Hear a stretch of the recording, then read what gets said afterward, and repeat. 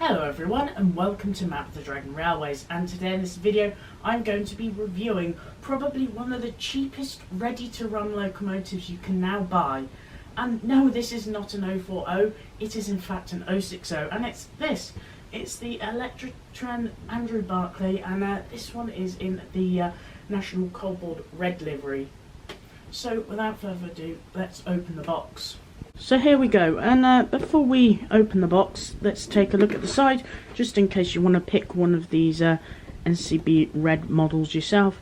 And that's the code HES 2000, National Coalboard 030. So because this is actually a foreign company, even though it's actually owned by Hornby, which is quite a good shout, and they classify it differently.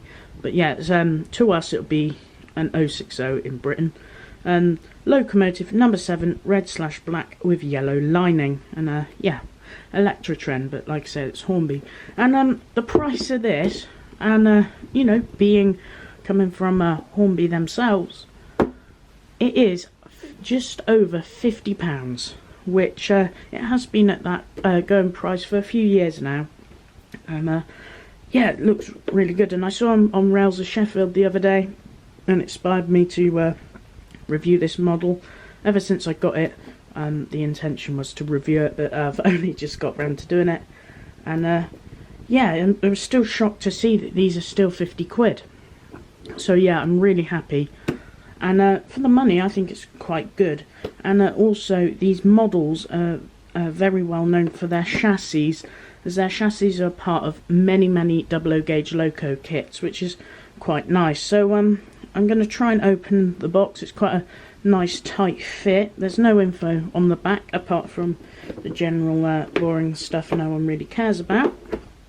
And it's a bit of a flimsy box, but nice and sturdy on the edges. And this is very well packaged. As you can see, there's lots of foam round, and then your standard ice block packaging.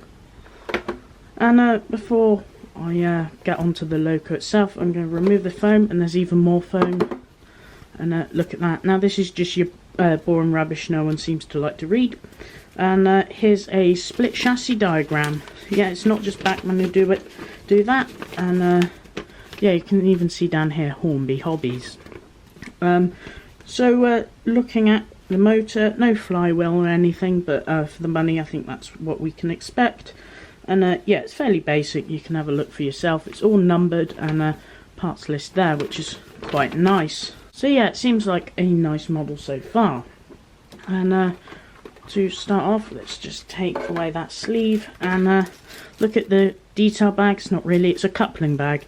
And you've got a couple of the European type couplings, seeing as this is a foreign model, but it's already pre-fitted with NEMs. Now, some of you might not even know how these couplings actually function, and I'm not going to couple it up to some rolling stock and that and show you. I'm going to show you, like, here. So basically, you've got this really weird looking mechanism where this metal component lifts up, and you've got like a tooth, it looks like. And basically, what happens is when they meet, one slides under the other and go on this these bits that I described as teeth, and they stay on like that. And to remove them, you twist them a bit like a standard NEM. Anyway, less rambling. Open that, the protective piece there, and pull out the locomotive. And there's quite a lot of protection for what that actually is of model. But yeah, there's the loco. Quite a nice finish, and you can see actually the gap between the boiler and firebox and the tank. So yeah, it looks quite nice, wasp stripes. But yeah, I'm going to tell you now, this model is decent for the money. So let's look at it on a white background and have a closer inspection at the detail. Here we go, the Electrotren Andrew Barclay. So yeah, this was built in the UK in real life, and in this guise and that it would have worked in the UK for the National Coalboard. I can't really find too much information about the actual class, that's why I just refer to it as an 060 Barclay. But there is actually one of these locos preserved, at least one, and that's Ajax on the Isle of Wight Steam Railway, which has seen some service on and off in its career, and I believe currently it's out of service, but don't count me on that. For this model, if you expect lots of separately fitted detail, well, this is not the loco for you. But if you want a nice budget loco shunting around, this is perfect. Because, like I say, it's only 50 quid, and I think the pricing is about right for this model. I'll go on to separately fitted pieces, and that basically includes the whistle on the top. I don't know about this safety valve on here. I think that might be a clever piece part of the moulding. You've got these components on the side, which is on either side, which is separately fitted, and I think that's about it. So yeah, that's all you've got.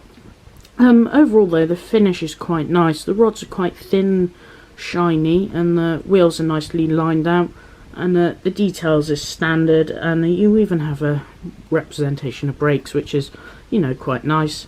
You've got a nice cylinder here, which is got some moulded detail and picked out nice with some yellow lining. Talking of the lining and printing, it's all been done really nicely and crisply. You've got a builder's plate there, which is nice. Part of the moulding, you've got handrails, which are quite fine actually. Looking at the back, you've got again a nice line bit, riveted detail, and you've got some nice wasp stripes. Don't expect sprung buffers, but expect nice NEM couplings, which even nowadays you get some locos that don't have it.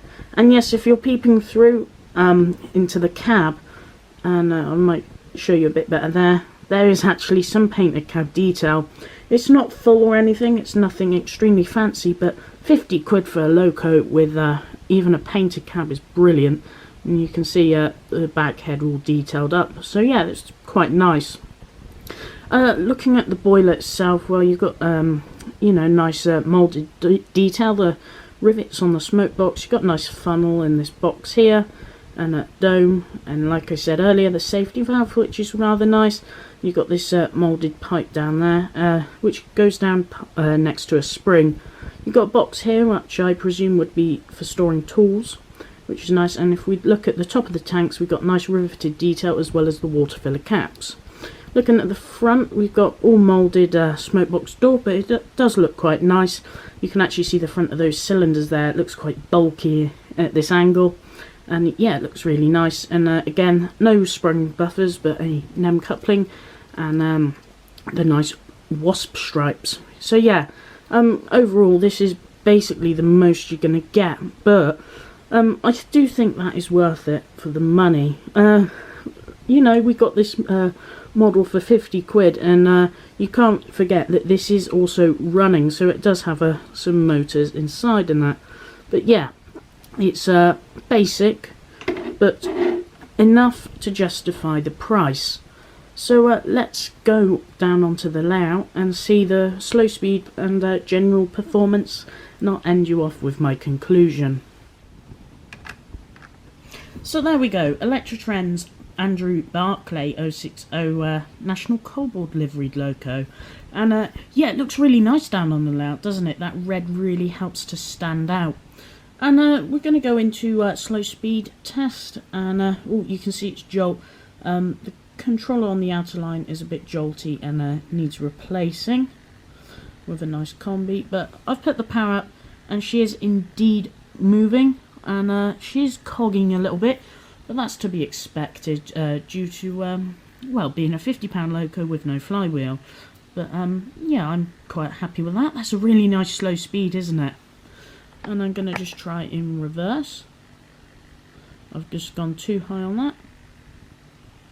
Now, I believe that is moving. So yeah, it's really nice slow speed, isn't it? Yeah, I can just about catch it moving.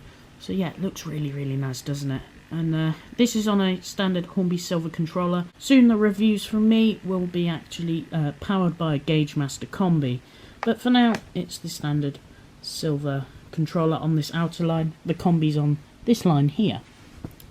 But yeah, I will say it is a bit on the noisy side. That is a downside to this model, but not as noisy as what a Triang loco can be. So yeah, it's just a bit of motor noise. It's a bit high pitched, if anything, you know. But you know what? For the money, I'm not too fussed. Yeah, those wasp stripes do, you know, tend to stick out quite nicely, like a sore thumb, as the phrase goes. And she's just coupled well. I've got her a few open wagons, and I'll just go through them quickly with you. So Middleton coal wagon, which is you can only get there. Wigan coal, that's actually Swindon wheel wagon, and a couple of others, including China clay and a brake van I weathered.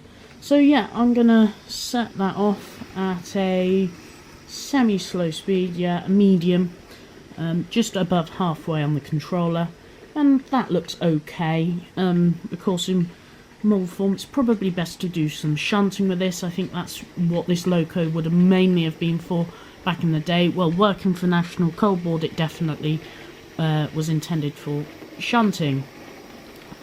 So, yeah, I hope you enjoy this. Another reason I'm getting this review out is because I'm going to have it weathered, because it's a National Coal Board loco, so it shouldn't be as clean as that. Anyway, let's show some running clips, and then I shall give you my conclusion.